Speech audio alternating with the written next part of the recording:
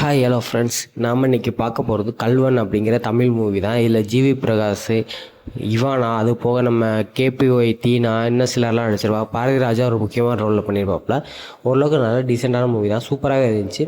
So பார்க்காத அந்த படத்தை செக் பண்ணி பார்த்துட்டு உங்களுக்கு தாட்ஸ் என்னங்கிறத கீழே கமெண்ட் பண்ணுங்கள். எனக்கு தெரிஞ்சு இந்த மூவியில் நிறையா விஷயங்கள் சூப்பராக பண்ணியிருப்பாங்க. இதுக்கு முன்னாடி இதே கதைகள் நிறையா நம்ம பார்த்துருப்போம். ஃபாரஸ்ட்டில் நடக்கிற சில விஷயங்கள், அப்புறம் யானை தாக்கம், அந்த மாதிரி கும்கி படத்துலேருந்து அதுக்கப்புறம் நிறையா 2-3 படங்கள் நம்ம பார்த்துருப்போம். பட் இதில் ஒரு தனிப்பட்ட நபர் ஏழ்மையிலிருந்து தப்பிக்கிறதுக்கு என்னென்ன பண்ணுறேன் அப்படிங்கிற மாதிரி காட்டி, லவ் வந்தால் அவன் எப்படி மாறினேன் அப்படிங்கிறதையும் காட்டி சூப்பராக பண்ணியிருப்பாங்க. அதிலே நம்ம பாரதி ராஜாவோட ரோல் ரொம்ப ரொம்ப முக்கியமான ரோல். அவருக்காண்டியே இந்த படத்தை பார்க்கலாம், அந்தளவுக்கு முக்கியமான ரோல் பண்ணியிருக்காப்புல. எனக்கு இந்த படம் ரொம்ப ரொம்ப பிடிச்சிருச்சு. உங்களுக்கு இந்த படம் பிடிச்சிருக்கா இல்லையாங்கிறத கீழே கமெண்ட் பண்ணுங்கள். இப்போதைக்கு நம்ம வீடியோக்குள்ளே போகலாம். படத்தோட ஸ்டார்டிங்லேயே ஒரு சின்ன பையன் தான் காட்டுறாங்க. அவன் மலைப்பகுதியில் ஆடுகளை மேய்ச்சிக்கிட்டு வர்றான். அப்போதைக்கு வீட்டுக்கு வந்ததுக்கப்புறம் அவங்க அம்மா பார்த்துட்டு, என்னடா இல்லை கருப்பனை காணா, ஒரு ஆட்டை மட்டும் காணா அப்படின்னு கேட்குறாங்க. இல்லையே, நான் கோவில் தாண்டி வரும்போது கூட பார்த்தனே, அவனுக்குள்ளே எங்கே நின்ட்டானான்னு தெரில, நான் போய் அவனுக்கு பார்த்து கூப்பிட்டு வரேன் அப்படின்னு சொல்லிட்டு லைட் எடுத்துகிட்டு கிளம்புறான். அப்புறம் நைட் நேரத்தில் அப்படி போகும்போது அவனை யானை தாக்குற மாதிரி காட்டுவாங்க. பட் யானை தாக்குச்சா இல்லை வேறு என்ன நடந்துச்சா அப்படிங்கிற மாதிரி அதுக்கப்புறம் அந்த படத்தில் எங்கேயுமே காட்டியிருக்க மாட்டாங்க. அந்த பயலுக்கு என்னாச்சுன்னு கூட அந்த படத்தில் சொல்லியிருக்க மாட்டாங்க.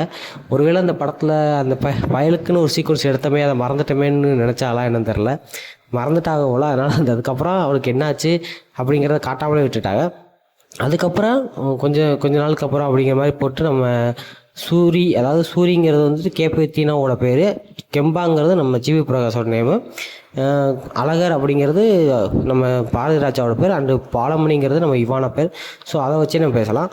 சூரி அண்டு கெம்பா ரெண்டுத்தையும் காட்டுறாங்க. 2 பேரும் சேர்ந்து அழகரை தத்தெடுத்துக்கிறோம் அப்படின்னு சொல்லி கோர்ட்டில் தத்தெடுத்துட்டு அவரை கூட்டிகிட்டு ஊருக்கு கிளம்புறாங்க.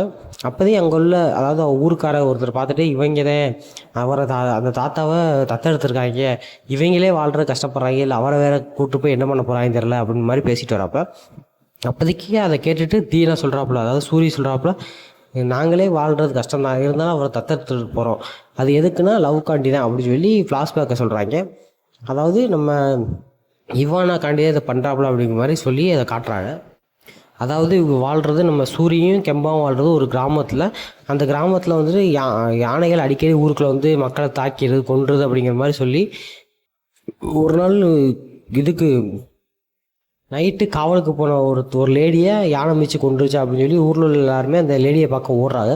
அப்போதைக்கு நம்ம கெம்பாவும் சூரியும் சேர்ந்து ஊருக்குள்ளே போய் என்னென்ன இருக்குதுன்னு பார்த்து எடுத்துகிட்டு போயிடும்டா, அதாவது 2 பேரும் சேர்ந்து திருடா இருக்கண்டி உள்ளே போவோம் அப்படின்னு சொல்லி போய் ஊருக்குள்ள உள்ள எல்லாத்தையும் திருடுவாங்க. பட் நம்ம சூரியன் என்ன பண்ணுவார், கறிக்குழம்பு வச்சுருக்காங்கடா, கறிக்குழம்பு சாப்பிட்டு போகண்டா அப்படின்னு சொல்லி கறிக்குழம்பு போட்டு சாப்பிட்டுட்டு 2 பேரும் சேர்ந்து சாப்பிட்டுட்டு, நம்ம இங்கே நம்ம தான் திருடணும்னு கண்டுபிடிச்சிருவாங்க, வா நம்மளும் போய் அந்த கூட்டத்தில் நின்றுவோம் அப்படின்னு சொல்லி கூட்டத்தில் போயிட்டு அங்கே உள்ள ஒரு போலீஸ்காரரை கூப்பிட்டு, சார் ஃபாரஸ்ட் வேலைக்கு சொல்லியிருந்தோம், அந்த வேலை என்னாச்சு அப்படின்போது, நாமடா அதை நான் மறந்துட்டேன், நான் சொல்கிறேன் உங்களுக்கு அப்படிங்கிற மாதிரி அவர் சொல்லிவிட்டு, சீக்கிரம் வந்து என்னை பாருங்கள் அப்படின்னு சொல்லிட்டு போயிடுவாப்புல. அப்போதைக்கு நம்ம கெம்பா சொல்லுவாப்புல, இந்த ஃபாரஸ்ட் வேலை மட்டும் கிடைக்கட்டும், சின்னதாக திருடரை விட்டுட்டு வலுவாக ஒரு இதை அடிச்சுட்டு வரப்புறம் எல்லாம் காசு வாங்கி நான் செட்டில் ஆகிடுவேன் அப்படிங்கிற மாதிரி சொல்கிறாரு. அவரோட எண்ணமே இதிலேருந்து செட்டில் ஆகணும், தன்னோட வறுமையிலிருந்து செட்டில் ஆகணும் அப்படின்னு தான். இவங்க 2 பேரும் சேர்ந்து சின்ன திருட்டு பண்ணி அதில் வர காசை வச்சு சாப்பிட, தண்ணி அடிக்க, அந்த மாதிரி தான் ஊருக்குள்ளே சுற்றிட்டு தர்றாங்க. இப்போதைக்கு பக்கத்து ஊரில் ஒரு சின்ன மயான திருவிழா நடக்குது. அந்த திருவிழாக்கு எல்லோரும் போகிறாங்க. நைட்டில் ஆண்கள் யாருமே ஊருக்குள்ளே இருக்க மாட்டாங்க அப்படிங்கிற மாதிரி ஒரு நியூஸ் வருது. அதை கேட்டுட்டு அதை பற்றி விசாரிச்சுட்டு நம்ம 2 பேரும் அங்கே போய் கொள்ளையெடுப்போம் அப்படின்னு சொல்லி சூரியயும் கெம்பாவும் கிளம்பி அந்த ஊருக்கு போகிறாங்க. அப்படி போகும்போது ஒரு வீட்டில் ஒரு கிளவி மட்டும் வாசலில் படுத்து கிடக்கு. சரி ஓகே, இந்த வீடு சும்மா தான் இருக்கு, வா அந்த வீட்டுக்குள்ளே போய் நம்ம கொள்ளையெடுப்போம் அப்படின்னு சொல்லி 2 பேரும் கிளம்பி போகிறாங்க. அந்த வீட்டுக்குள்ளே போய் பார்க்கும்போது ஒன்றா பார்த்துட்டு என்னத்தை எடுப்போம் அப்படின்னு சொல்லி பார்க்கும்போது, அந்த வீட்டுக்குள்ளே இதுதான் இவானாவை ஃபஸ்ட் டைம் பார்க்குறாங்க, அதாவது பாலமணியை ஃபஸ்ட் டைம் பார்க்குறாங்க.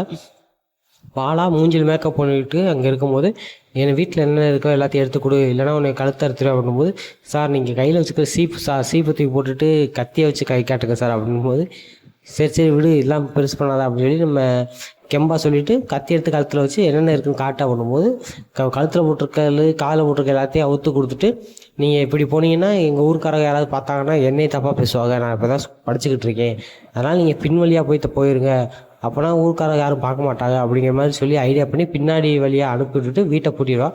மறுநாள் காலையில் ஒரு 11 மணி போல் போலீஸ்க்கு இன்ஃபார்ம் பண்ணுவோம். என்னம்மா நைட் வந்து திருநவங்களுக்கு காலையில் இன்ஃபார்ம் பண்ணுறேன், நாங்கள் யாருன்னு எப்படிமா கண்டுபிடிக்கிறது அப்படின்னு. இல்லை, அவங்க 2 இடத்தையும் நான் தான் அடைச்சி போட்டிருக்கேன், வாங்கன்னு கூட்டிகிட்டு போய் ஒரு டோரை திறந்து காட்டினா அந்த பக்கம் இருக்கிறது மிகப்பெரிய செவரு, அதாவது ஆங்கிலேய காலத்தில் கட்டின ஒரு சுவர் இருக்கும். அந்த சுவத்துக்குள்ளே போட்டு அடைச்சி வச்சுருவா.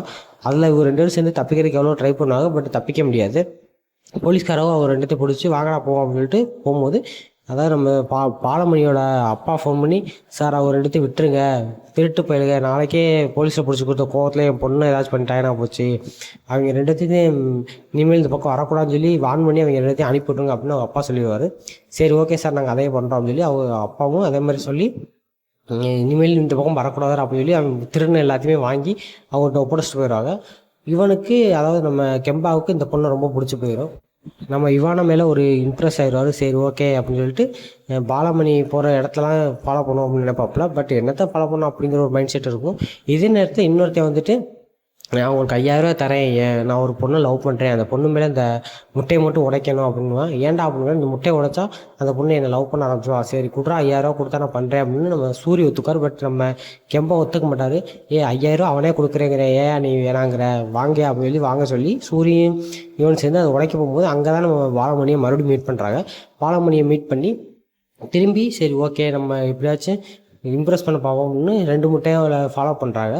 ஃபாலோ பண்ணும்போது ஒரு நாள் வந்துட்டு நம்ம பாலாயை வந்து கெம்பாக்கிட்ட எனக்கு ஒரு ஹெல்ப் நீங்கள் பண்ண முடியும் அப்படின்னு கேட்கும்போது, என்ன அப்படின்னு சொல்லும்போது, இந்த மாதிரி என் செயின் எங்கள் அம்மா எனக்கு இப்போ கொடுத்த செயின் எங்கள் அம்மா இப்போ இல்லை, அவங்க செயினை பத்திரமா வச்சுருந்தேன், இது எப்படியோ தொலைஞ்சிருச்சு, அதை என் ஸ்கூலில் படிக்கிற ஒருத்திக்கிட்ட வச்சுருக்கா, அவள்கிட்ட கேட்டால் அதை கொடுக்க முடியாதனால முடிஞ்சால் பாருங்கள், அதை எப்படியாச்சும் அவள்கிட்ட இருந்து நீங்கள் எடுத்து கொடுக்கணும் அப்படின்னா, யார் காட்டுங்க அப்படின்னும் போது நம்ம சூரி தான் அந்த ஜுவல்லை அவங்க வீட்டுக்கு போகும்போது எடுத்துகிட்டு போய் அடமானம் வச்சுருப்பாப்புல. அதாவது ஊர் தலைவர்கிட்ட அடமானம் வச்சுருப்பாப்புல. ஊர் தலைவர் அவங்க ஒய்ஃபை பார்த்து பயப்படுவார். காரணம் ஒய்ஃப் ஒரு ராட்சசி மாதிரி நடந்துக்குவா. அவளுக்கு பயந்துக்கிட்டு நைட்டு போய் ஒரு பூஜை பண்ணுறேன்னு சொல்லி ஒரு கிழவியை கல்யாணம் பண்ணிடுவான். அதை நம்ம கெம்பாவும் சூரியன் சேர்ந்து ஃபோட்டோ எடுத்து வச்சுருப்பாங்க. அதை வச்சு நம்ம ஊர் தலைவரை பயமுறுத்திக்கிட்டே இருப்பாங்க. அவர்கிட்ட போய் உங்கள் பொண்ணுக்கிட்ட இதாக இருக்குது, சூரி தான் அடமாக வச்சேன், ஸோ அதை திருடி கொடுங்க அப்படின்னும்போது முடியாதுன்னு சொல்லுவான். முடியலை, இந்த இதை நான் காட்டுவேன் அப்படிங்கிற மாதிரி மிரட்டி அந்த செயினை வாங்கி கொண்டு போய் நம்ம இவானாட்டா கொடுத்து, அதாவது பாலமணிகிட்ட கொடுத்து பாலமணியை இம்ப்ரெஸ் பண்ணிட்டான்னு நினைப்பான். பட் அதுக்கப்புறம் 2 முட்டையும் போகும்போது, நீ ஒரு திருடன், நீ என்னமோ என்ன ஃபாலோ பண்ணுற, நான் உன்னோட ஹெல்ப் கேட்ட தப்பு தான், இனிமேல் இந்த மாதிரி வராதா அப்படின்னு சொல்லி இன்சல்ட் பண்ணோன்னா, சரி ஓகே இனிமேல் நான் உங்கள்கிட்ட வரமாட்டேன் அப்படிங்கிற மாதிரி சொல்லிட்டு போவான். பட் அப்புறம் சொல்லுவான், இந்த மாதிரி பண்ணாதான்டா அவங்களுக்கு நம்ம மேலே ஒரு இது வரும் அப்படிங்கிற மாதிரி சொல்லுவான். பட்டு அது எந்த ஒரு இதுவும் ஆகாது. பாலமணி அவனை அவாய்ட் பண்ணுற மாதிரி தான் இருக்கும். சரின்னு அவனுமே நம்ம கெம்பாவுமே அவளை அவாய்ட் பண்ணிட்டு வெளியே போகிற மாதிரியே காட்டியிருப்பாங்க. இந்த நேரத்தில் நம்ம கெம்பா திருந்தி வாழ்கிற மாதிரி நடிச்சா வச்சு அவன் நம்ம லவ் பண்ணுறலாம் பார்ப்போம் அப்படிங்கிற மாதிரி முடிவு பண்ணி திருந்தி வாழ்கிற மாதிரி நடிப்பான். அப்படி திரும்பி வாழ்த்துமா நடிக்கும்போது பெயிண்ட் வேலைக்கு போவோம் அப்படின்னு சொல்லிட்டு ஒரு இடத்துக்கு பெயிண்ட் வேலைக்கு போவாங்க. அதாவது ஒரு அனாதை இல்லத்துக்கு. அங்கே தான் நம்ம பாலமணி ட்ரைனிங் போயிருப்பாங்க. அதாவது ஒரு நர்சிங் கோர்ஸ் படிச்சிருப்பாங்க. அங்கே உள்ளவங்களுக்கு ஹெல்ப் பண்ணுறக்காண்டி அங்கே போயிருப்பாங்க. அந்த இடத்துல பெயிண்டிங் வேலை பார்க்குறத பார்த்துட்டு, இவன் திருந்திட்டே அவளை அங்கே உள்ள பெயிண்ட் வேலை பார்க்குறேன் அப்படிங்கிற மாதிரி நினச்சிக்கிட்டு அவனை நம்பி பார்த்துக்கிட்டே இருப்பாள். பட் அவளை அவாய்ட் பண்ணிட்டு போகிற மாதிரியே எல்லா சீன்லேயும் நடந்துக்கிட்டே இருப்பான். இந்த நேரத்தில் அங்கே தான் அழகர் பார்ப்பாங்க. அதாவது நம்ம பாரதி ராஜா அவர் அங்கே தான் இருப்பாப்புல. அவருக்குன்னு ஒரு சொந்த பந்தம் எதுவுமே இல்லை அப்படிங்கிற மாதிரி சொல்லணும்னா, நம்ம பாலமணி அவர் மேலே இறக்கப்பட்டு அவருக்கு வேணுங்கிறது எல்லாத்தையும் பண்ணி கொடுத்துக்கிட்டு இருப்பான். இதை பார்த்தா நம்ம கெம்பா, நான் அவரை தத்தெடுத்துக்கலாமா அப்படிங்கிற மாதிரி அங்கே உள்ள எல்லாத்தையும் கேட்கும்போது தத்தெடுத்துக்கலாம் அப்படின்னு சொல்லணும்னு, லவ்வுக்காண்டி தான் அவனை தத்தெடுத்துட்டு போகிறேன் அப்படிங்கிற மாதிரி சொல்லி தத்தெடுத்துட்டு போகிறாப்புல. தத்தெடுத்துட்டு போனது இதோட அந்த ஃப்ளாஷ்பேக் முடிஞ்சிடும். அதுக்கப்புறம் திரும்பி இந்த ஃபஸ்ட் சீனுக்கு வந்துடும். அதாவது இந்த ஃப்ளாஷ்பேக்கில் சொல்லி முடிச்சுட்டு சூரி இதுக்காண்டி தான் நாங்கள் அவரை தத்தெடுத்தோம் அப்படிங்கிற மாதிரி சொல்லி ஊருக்கு எல்லோரும் கூட்டு போக, ஊருக்குள்ளே எல்லாருமே இவனை பார்த்தோன்னா இவங்க ஏதாச்சும் ஒன்று பண்ணிக்கிட்டே இருப்பாங்க, இப்போ இந்த கிழவை இவங்க கூட சேர்ந்து என்னென்ன பாடுபடுத்த போகிறாரோ அப்படிங்கிற மாதிரி சொல்லுவாங்க. சரி ஓகேன்னு வீட்டுக்கு போனதுக்கப்புறம் நம்ம அழகர், எனக்கு முட்டை பிரியாணி தான் வேணும், பிரியாணி தான் சாப்பிடுவேன், நீங்கள் கொடுக்குற இதெல்லாம் சாப்பிட முடியாது அப்படிங்கிற மாதிரி சொல்லி இவன் 2த்தையும் ரொம்ப டார்ச்சர் பண்ணுவார். அப்போ தான் நம்ம சூரி போய் கெம்பா கிட்ட கேட்பான், ஏன்டா நம்ம இருக்கிற இதில் இந்த கிழவனை ஏன்டா கூப்பிட்டு வந்தேன் அப்படின்னும்போது, நான் இதுக்கு முன்னாடி அந்த ஃபாரஸ்ட் வேலைக்காண்டி நான் போய் அவர்கிட்ட கேட்க போனேன், அப்போ என்கிட்ட அவர் 2 லட்ச ரூபா காசு கொடு, நான் உங்களுக்கு அந்த வேலையை வாங்கி தரேன்னு சொல்லியிருந்தாப்புல.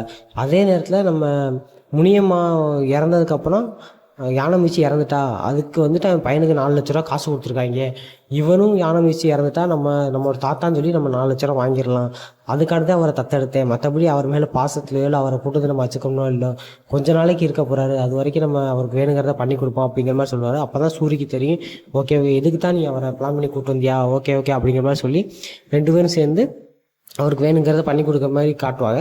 இதே நேரத்தில் நம்ம பாலாவுக்கு அவரை தத்தெடுத்துட்டு வந்துட்டேன், அவன் திருந்திட்டேன், அவளை முன்னாடி மாதிரி இல்லை அப்படிங்கிற மாதிரி யோசிச்சுட்டு அவங்க வீட்டுக்கு வரும்போது நம்ம அழகர் இந்த வீட்டு வேலையெல்லாம் பாருங்கள் அப்படிங்கிற மாதிரி சொல்லி அவனை கொடுமைப்படுத்துகிற மாதிரி காட்டுவாங்க. பட் அதை ஒரு கொடுமையாக நம்ம பாலா எடுத்துக்காமல் தனக்கு தாத்தா தான் வீட்டை தானே பார்க்க சொல்கிறாரு அப்படிங்கிற மாதிரி சொல்லிவிட்டு நான் கெம்பாவை லவ் பண்ணுறேன் அப்படிங்கிற மாதிரி சொல்லிடுவார். கெம்பாவும் நம்ம பாலாவும் லவ் பண்ண ஆரம்பிச்சிருவாங்க. இப்படியே கதை போயிட்டுருக்கும். இப்படியே போயிட்டுருக்கும்போது நம்ம அழகர் பண்ணுற எதுவுமே கெம்பாவுக்கும் சூரிக்கும் பிடிக்காது. ஏன்னா அவர் இவங்க சம்பாதிக்கிற காசெல்லாம் வாங்கிக்குவார், இவங்களுக்கு சாப்பாடு போடாமல் அவர் சாப்பாடு போட்டுருவார், அங்கே ஊரில் உள்ள தண்ணி குடிச்சிட்டு அவர் போய் படுத்துருவார். இந்த மாதிரிலாம் பண்ணுற பார்த்துட்டு சூரிக்கும் கெம்பாவுக்கும் ரொம்ப கோவம் வந்துடும். சூரி ஒரு பொம்மை கால், அதாவது பொம்மை ஆனக்காலம் எடுத்து இதை வச்சு அவர் மீச்சரை கொண்டுடலாம்டா அப்படின்னு பிளான் பண்ணுவேன்.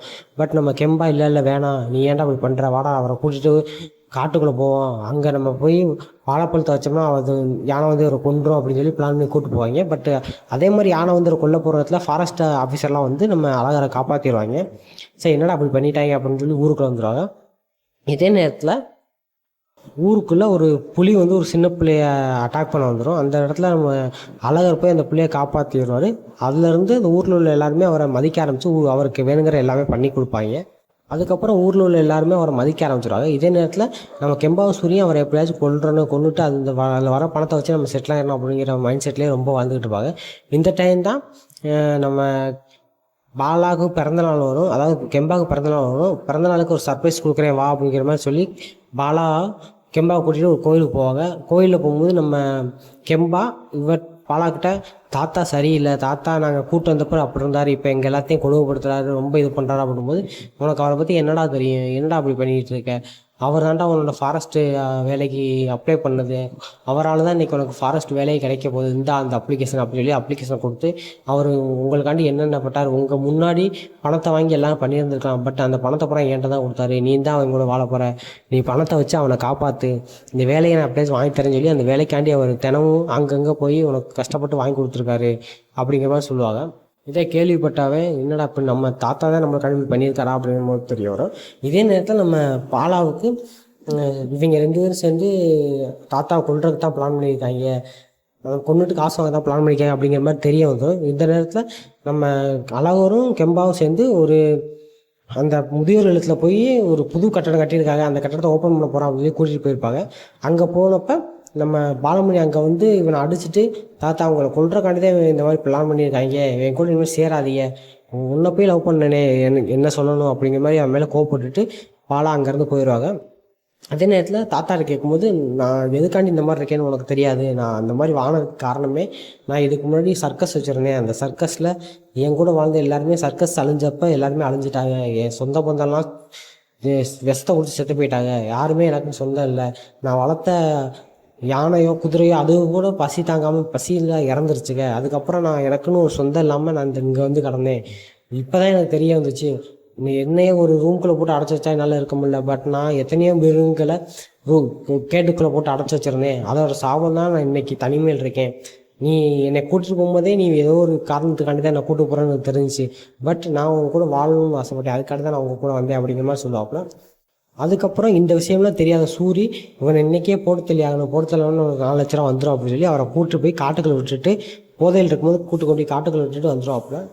மறுநாள் நம்ம கெம்பா வந்துட்டு எங்கடா நான் தாத்தா அப்படின்னு கேட்கும்போது அவரை நான் கொண்டு காட்டுக்குள்ளே விட்டுட்டு வந்துட்டேன், நல்ல போதையில் இருந்தார், சாகட்டும் அப்படின்னு விட்டுட்டு வந்துட்டேன் அப்படின்னா, என்னடா அப்படி பண்ணிட்டேன், நான் போய் அவரை காப்பாற்றுறேன்டா அப்படின்னு போய் நம்ம கெம்பா எவ்வளோ ட்ரை பண்ணி உள்ளே போய் காட்டுக்குள்ளே போய் அவரை தேடி போகும்போது அந்த இடத்துல உள்ள யானை நம்ம கெம்பாவை தாக்க வந்துடும். தாக்கும்போது தான் பார்ப்பாரு நம்ம அழகர் ஆல்ரெடி தாக்கி ஒரு பள்ளத்தாக்குள்ளே கிடப்பார், யானை தாக்குனால ரொம்ப அடிபட்டு, எப்படியாச்சும் அவரை காப்பாற்றி ஆகணுமே அப்படின்னு சொல்லி ரொம்ப ட்ரை பண்ணி யானையெல்லாம் அங்கிட்டு இங்கிட்டு விரட்டிட்டு போய் பண்ணுவாப்புல. பட்டு கடைசி நேரத்தில் யானை அவரை கொல்ற நிலைமைக்கு வந்துடும். பட்டு ஊர்க்காரங்க எல்லாரும் சூரியும் ஊர்க்காரங்க எல்லாரும் வந்து அந்த இடத்துல வெடியெல்லாம் போட்டு யானையை விரட்டி விட்டுட்டு போய் அழகரை காப்பாற்றுவாங்க. பட் அதுக்கு முன்னாடி அழகருக்கும் நம்ம கெம்பாவுக்கும் ரொம்ப அடிபட்டிருக்கும் யானையை தாக்கத்தில்.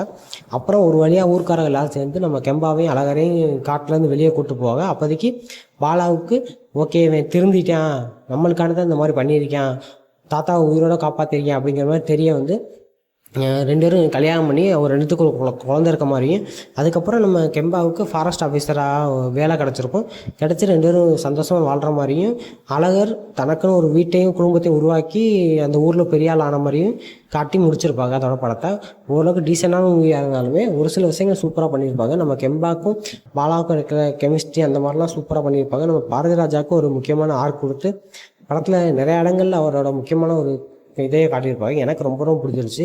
யாருக்கெல்லாம் இந்த மூவி பிடிச்சிருக்கு அப்படிங்கிறத கீழே கமெண்ட் பண்ணுங்கள். இந்த வீடியோ பிடிச்சிருந்தா ஒரு லைக் பண்ணுங்கள், சப்ஸ்கிரைப் பண்ணிக்கோங்க, கீழே இருக்க பெல் ஐக்கானே கிளிக் பண்ணிக்கோங்க. அடுத்தடுத்த வீடியோவில் பார்க்கலாம். பாய்.